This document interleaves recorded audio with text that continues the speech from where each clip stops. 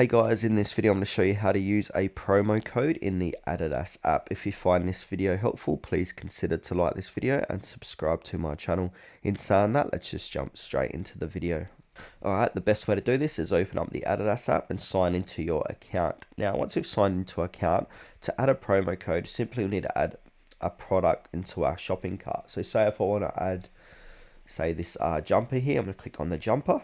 Now it's going to give me an option to select size, add to bag, etc. So I'm going to go ahead and click on add to bag.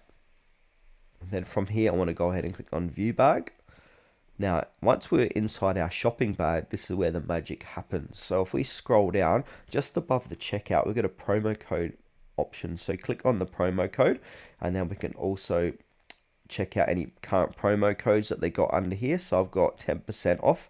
And now if I type in Adidas, that's going to give me that promo code. So I want to go ahead, add promo code, type in the promo code, and then click confirm, and then that's going to apply your promo code to your product. Or you can go ahead and click on the promo code to apply it.